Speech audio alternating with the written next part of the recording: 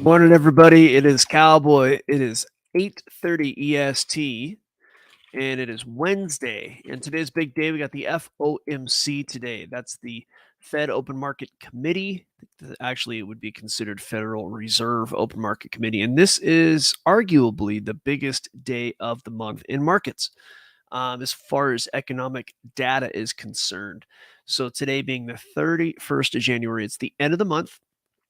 And I have learned the hard way that trading at the end of the month can be, uh, it can be tricky. It can be a little bit tricky. I got Tito. Thanks for the love.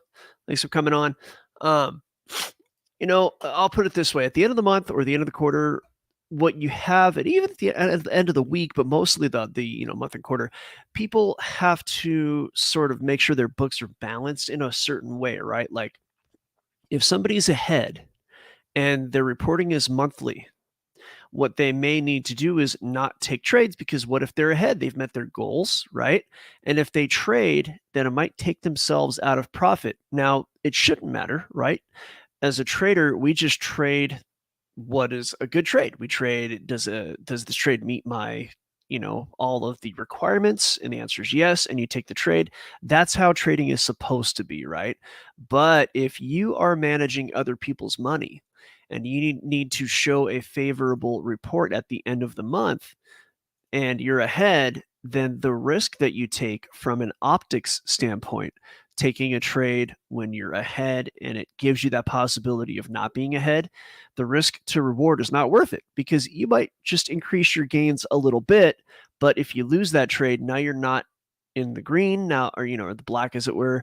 Now you're not showing profit, or you're not showing whatever your goal is, and that's going to be bad for optics. So the end of the month can be a little bit weird from a couple of standpoints. And especially the end of the quarter.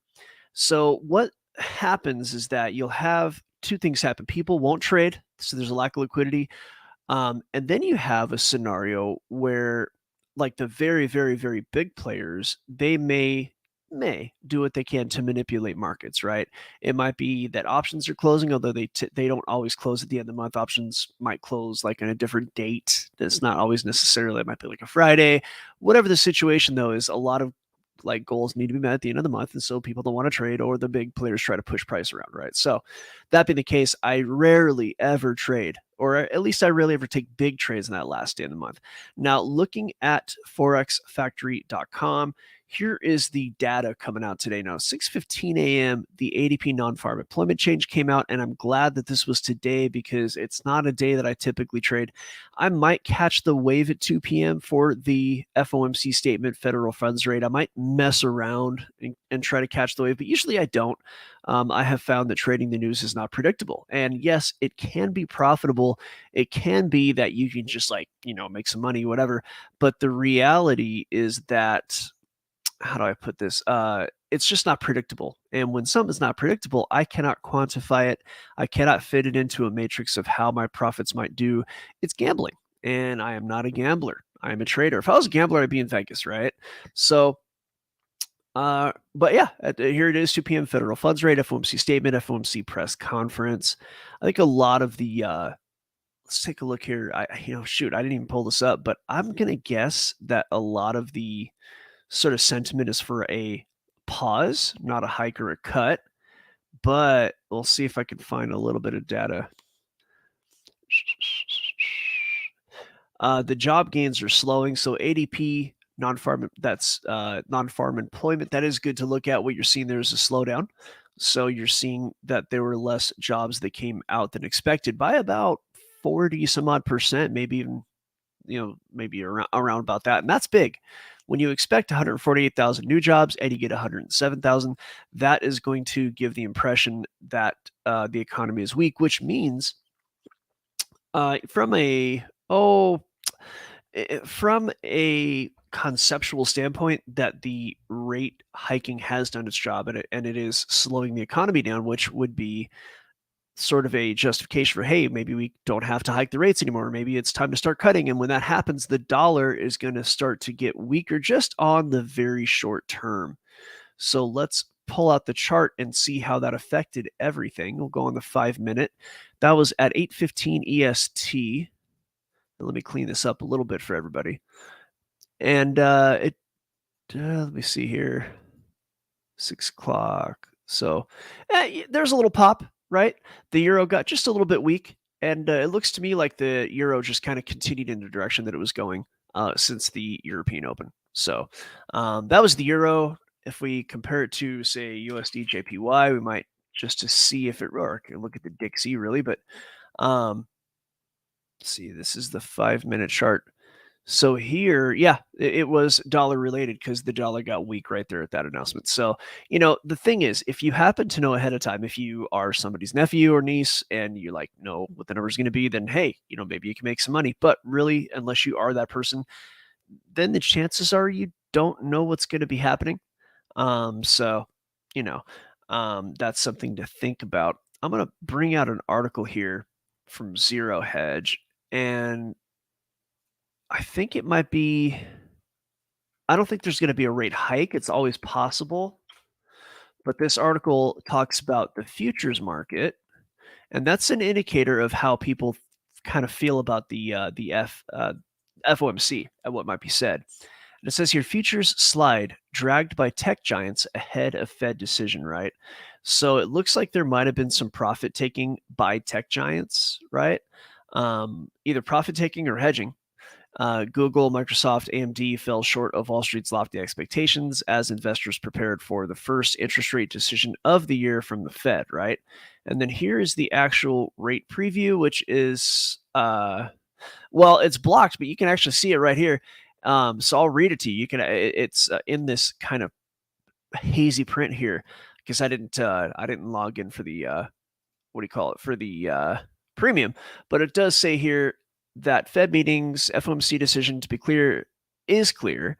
The Fed will keep rates unchanged at a 5.25 to 5.5% while tweaking the statement further to signal the end of the tightening bias, tipping the balance towards futures rate cuts. I think they mean to say future rate cuts.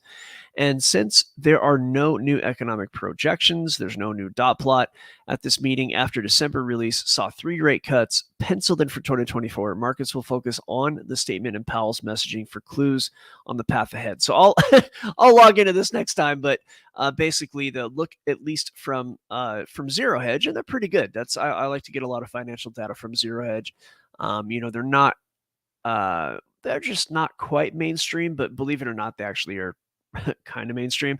And so if that's the case, then what'll probably happen is that, if there is an expectation of a pause, that can affect the market in a number of ways. But if futures slid, right? If like your S&P and your tech stocks, if they all kind of slid down prior to this rate announcement, there's a decent chance that once that rate announcement happens, everything might turn around and go the other way. So I kind of look at that as putting some, rounds in the chamber, if you will. So let's just look at Microsoft.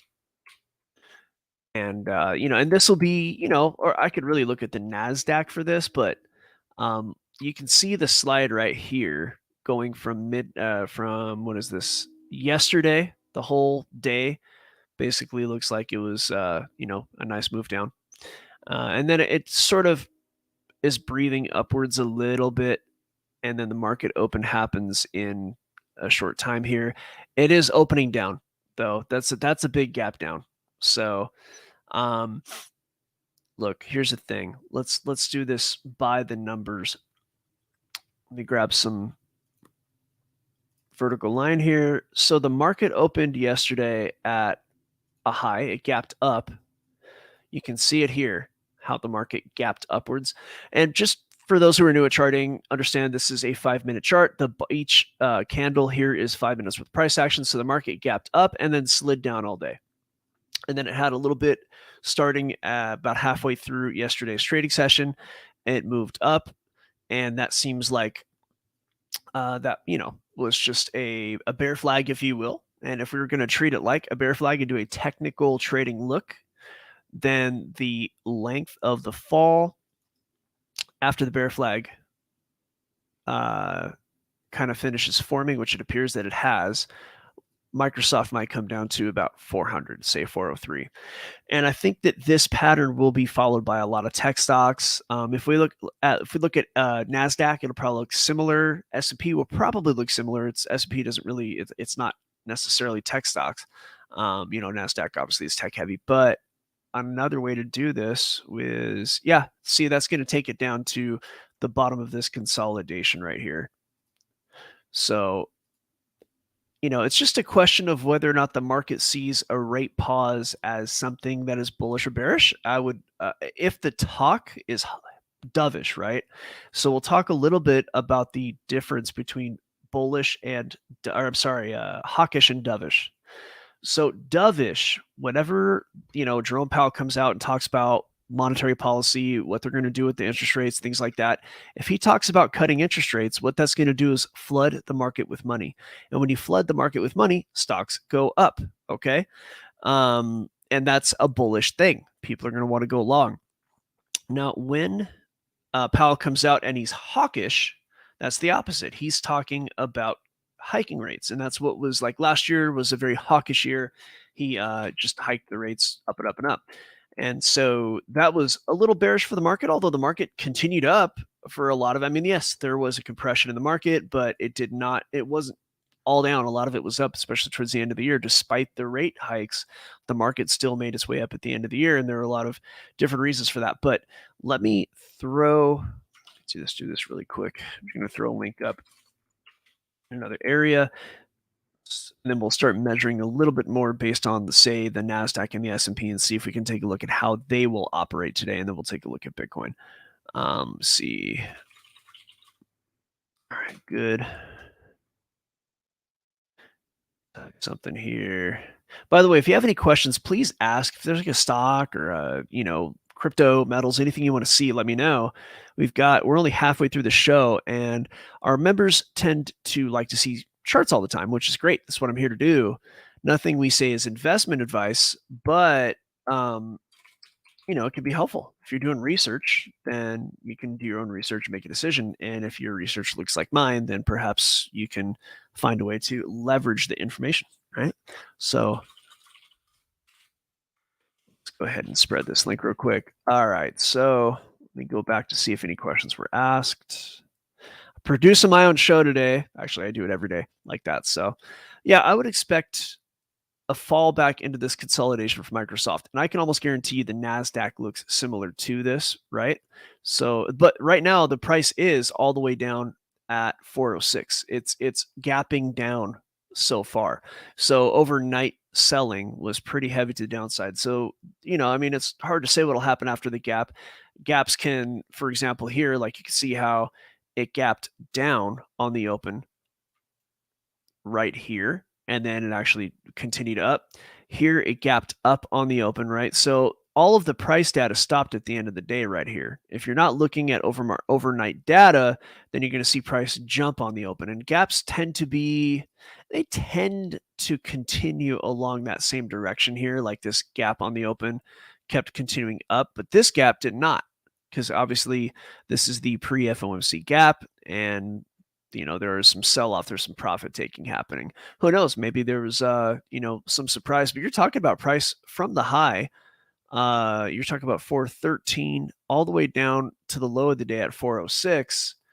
That's like almost a 2% move. That's significant for something like Microsoft. That's a big move. But let's look at the QQQ, which is NASDAQ. Okay. NASDAQ, yeah. So here you go. You got yesterday, the open was nice and high, and NASDAQ fell from 427 down to, or the QQQ anyway, down to 424, which is significant. It's not quite 1%, but NASDAQ held on. I will say, though, that it is back again into its prior consolidation area, which this is a little messy to try to define this as a range, but you can see it right here. It's more or less of a range. I probably would mark it like this. That would be it. So it just depends on how the open is. But right now, we don't have the data for that on this. But I do have NASDAQ futures here.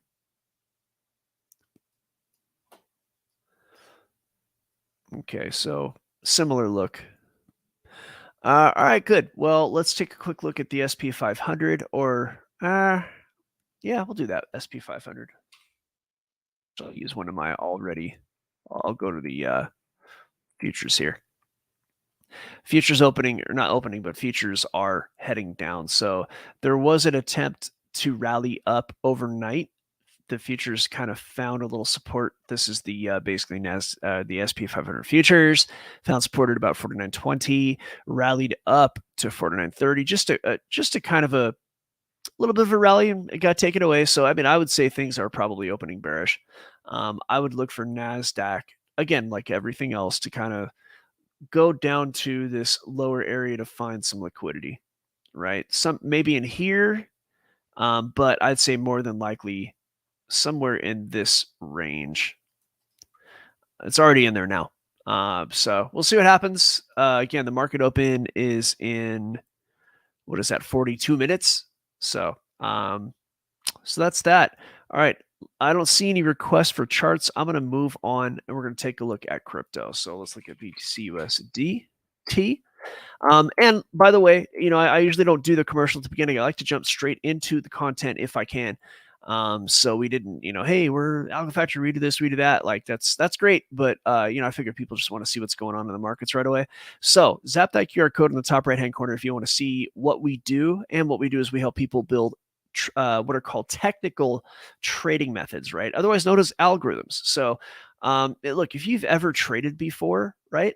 If you've ever done any trading, and you've been successful, chances are you have traded an algorithm and you did not know it. So if you go to my YouTube channel, there actually is a video called "Was an Algorithm," and it's going to kind of dispel a lot of the mystery around what an algo is. But essentially, everything you do to a degree is an algo. Algorithm is a word that goes back to antiquity. It's not some new science word. It goes back to like the Middle East, I think. And basically, like driving to the store is an algo, tying your shoes is an algo. And to get this really simplified, when you trade, you're going to have a plan. And when the conditions line up, you're going to take actions. That's all that is. So even your old school trading, like people did, even like say 2017 crypto, and a lot of people have experience trading back then. You just pretty much buy everything, buy all the dips back in that time. But that was the algo. The algo was buy the dip. So what we do is we take it a step further and we develop something that is consistently profitable, something you can go into the market and find profit on at least once, twice, three times a week, usually. That's how that works. So that being the case, we can teach you how to create your own, right? And there's a lot of advantage to that. So back to the charts here. We're looking at Bitcoin. There's a lot of noise in the chart. Let me back out. Actually, let me just delete all this.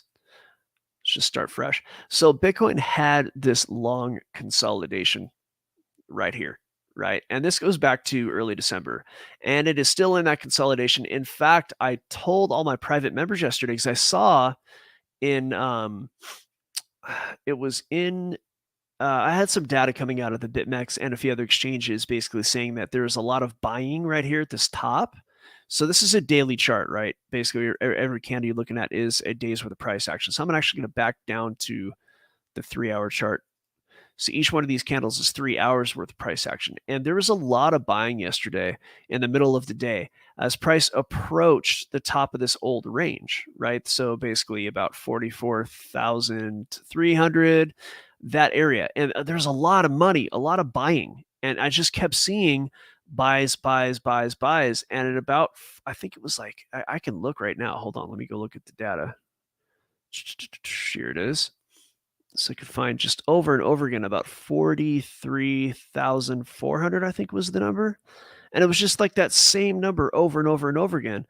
44,320, 42,900, 42,3, 42,4. It's just all in this high 42, like this whole area, just over and over again. There's all this buying, but price would not go above. Despite all of the buying, price just kept getting crushed. And this told me that there's a decent chance that what we were seeing here is the smart money filling their shorts. right? So retail was getting excited. Bitcoin dropped out of the consolidation and then popped back into it. Bitcoin dropped below 40,000 after the ETF, popped right back above 40,000, and all the perma bulls were like, "Oh, let's buy it. Go, go, go, go, go." And they just started buying Bitcoin, and they thought, from what I could see, they thought it was going to break out and go, above this kind of 44,000 area. That seems to be super important, and they just thought it was going to go, and it didn't. And I told everybody yesterday, I can show you the message where I wrote it. Let's see here. So I'm going to grab here it is. Okay. And I was watching from my cell phone here. I was just doing other stuff, and here's the message. And you can't see it here. I'm going to just have to read it. It says, so many longs buying into this number, right? 43,340, 43,400. So it seems like a massive buy wall at the top of the 2-month range. Wouldn't surprise me to see retail buyers get exhausted while they were filling institutional shorts. You never know, though. The charts will be my guide.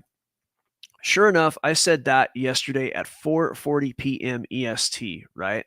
So I said that yesterday at let's see here. Right about there, actually earlier than that. I said that here.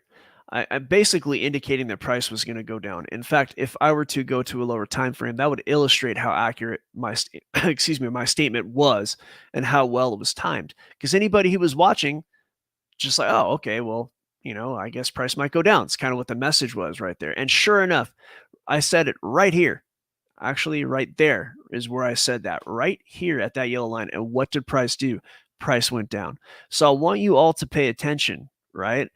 I said that at that time that it looks like this is going to basically fall. And I gave technical reasons for that based on data. And sure enough, this is exactly what happened. Price fell. And anybody who was at the computer or trading at that time could very easily, if they wanted to, have done their own research. And if their own research looked like mine, they could have taken a short, right? I got to say that own research thing, that's a matter of compliance, right? Because, we don't give investment advice. So I can't just say, hey, I said go short. If I said that, then, that would be not good because then you're not doing your own research, right? So, you know, make of that what you will. But this was a valuable short. Anybody watching at that time could have shorted the top of that range. Again, I was not trading at that time. I had stuff to do. But as of now, that is a 2-to-1 trade. And that's a stop loss that's pretty notable. That the stop loss doesn't have to be that high, but that's to be safe. A stop loss up there makes sense. So with a good, solid stop loss, with not a lot of risk being taken here, that already is a 2-to-1. So I could have, if I was trading at that time, put like say $100 in and pull $200 out, or put $1,000 in and pull $1,000 out, right? Excuse me, pulled $2,000 out. That is the power of understanding how these markets work. And that's basically price action. That's not even algorithmic, right? That's not even based on algos.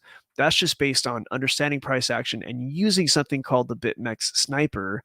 That's just another, that's just another tool in the, we call it another tool in the tool chest. Okay, so just pat myself on the back here.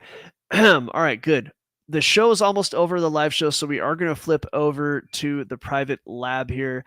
But I did want to give people a chance to ask questions if there is another chart that they want to see. I will take a look at Bitcoin right now just to see if I can determine where I think it's going to go. But I do tell you, I can't tell you right now. I think it's going to head to the bottom of that consolidation. So, and that basically means that price will probably, let's take a look at the actual algos. Yeah, bearish.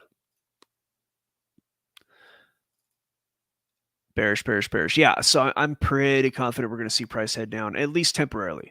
It might bounce back up, and the way that I would play this is basically the range trade, right? Just keep trading the range.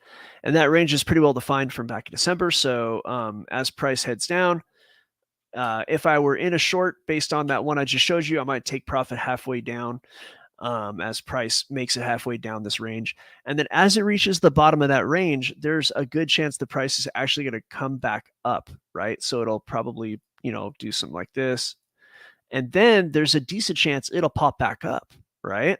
And so I wouldn't go short until this is out of this, excuse me, outside of this range, this established range from all this prior price action back in December and early January. I would not go short. I would look to go long, right? And the algos will tell me if that's, you know, a way to go. So just a little bit of the future. Look at Link. Tito wants to see Link. Link, Tito shall see. Let's go. I think Link is not getting enough attention right now because it's super strong. It's Link, just like we talked about. This is a range play right now. I'm looking at a daily chart, Tito. So what you're seeing is price action. Each one of these candles is basically a day's worth of price action. It's actually 18 hours. But it's going to effectively be the same as a daily chart. So this is a pretty high time frame. And the way that I like this range is I like this. There is a fair amount of deviation below this range that I just drew, but that deviation is mostly older. So I'm pretty comfortable with this range as it is here. So what I would do is I would be looking for Link to come up to here and possibly go short at the top of this, right? So as Link approaches, now eventually I think it will. I'm like very confident that it's going to break above this and keep going up, right? So what's that top of that range is about $16.60. So I do expect price to approach that right now, just based on price action. Algo's bullish on the daily. It's all pretty bullish. So yeah, I expect the top of that range to be negotiated, right? So um, in the next week or two, if not sooner, I do expect Link to come up to about 1660. Now, what it does at that point, I do think it'll probably head back down. So it's a little late for me to go long on this time frame. I could choose some day trades. I could go down to like the 30-minute chart. Tito, are you a day trader? Are you like a buy and hold? That will help me to know what you're doing, Tito. To kind of see what type of chart I want to look at. But the way I would do this though is that I like to do maximum risk to reward, right? So I want to look at a place where price is going to go in the same direction for a long time and trading the range. Okay, so Tito's a buy and hold. Okay, so what buy and hold people tend to do is they look for dips and buy them. That's typically it. Now, what happens to Link in this scenario is going to depend greatly on the wider kind of crypto market. Okay, let me a second. I'm going to just bring the gorilla in who needs a link, and the gorilla will join us and he'll give us a send off. But yeah, I expect crypto to go up over time. It might happen sooner than later, but if the traditional market takes a hard hit, then everything goes down. But just given like that there's no major hit in the traditional market in the next few months, I do expect crypto to rise up through April. April is the halving, and I do expect everything to kind of go up over time. But again, it's after the ETF, everything's kind of in a bit of a oh, how do I put it? Everything's in a holding pattern. Okay, so we're gonna have to see how that goes up to that halving, which is in April. For the short term, though, if I were looking to buy dips, I probably would be interested in $13.62, which will probably happen, I'm guessing, in mid-February, early February.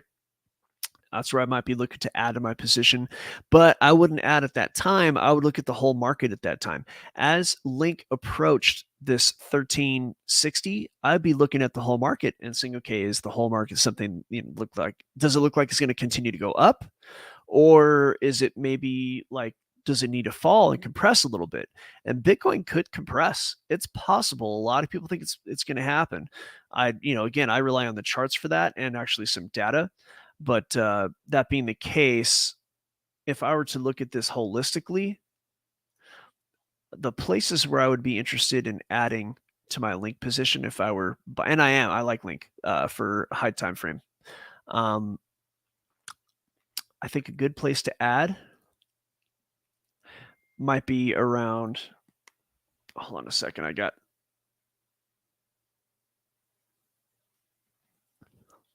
Okay. Anyway, sorry about that. Via the Grills in the house. What's up, V? Hello, my friend. Hello. It's We been a got Tito. long night. Oh, good. All right. Well, we'll catch up on that. I'm helping Tito out with Link right now. We're going to see. I'm just giving him an opinion out of its investment advice. I'm just saying I would be interested in Link at about 1360 maybe ish to add to the position. I might be interested in adding more at about 1120. And then a really kind of solid area to buy more Link might be, and this is all based on fib levels and structure both, about $9 and say 50 cents, right? Now, it might not make it down to these lower levels, but that just all depends on what Bitcoin does. And of course, how it depends on traditional finance. But this, if I were averaging in, that's how I would average those three levels: 1360, 1120, 943. And Tito, if you have any more questions, come on to these live shows. We'll be able to help you answer them. And that goes for anybody watching. Like if you're watching this after the fact, also please like, subscribe, hit the notification bell. And if you want us to come do charts, we'll do charts for you. It's kind of what we do. And you are certainly welcome, Tito. V the Gorilla, good to have you on. We're about to go over to the private. Can you please give us that gorilla send off? And we'll go Yeah, ahead and do that. absolutely. Listen, guys, if you're sitting on the sidelines, and I'm telling you right now, the private is where it's at. There's stuff that's shared there, spoken about over there, that we share that is not spoken anywhere else. And I'll tell you right now, we're the only place on God's green earth that that not only teaches you how to trade, which there's a million and one places you can go for that. Hell, if you got enough fortitude and discipline, you could learn that on your own if you wanted to. But that's not what we're about. We're more than that. We're a lot more than that. We're the only place that not only teaches you how to trade, but also teaches you how to build the algorithms that trade on your behalf. And on top of that, we're the only trading group on God's green earth who has the guys who do the best technicals and fundamentals. And you got the guy right here in the radar screen that sees out 6 months, 1 year, 2 years, where you can get ahead of it. And combined with me and the combination of myself and Cowboy, it's a 1-2 punch that cannot be beat. It makes us the most unique organization, the most unique team on God's green earth. Don't miss it. 2024 is a big year. It's a huge year. Let's get into it. Let's make some money, and let's join the most vibrant community out there. Be a part of what we're doing. And with that being said, Cowboy, take us out.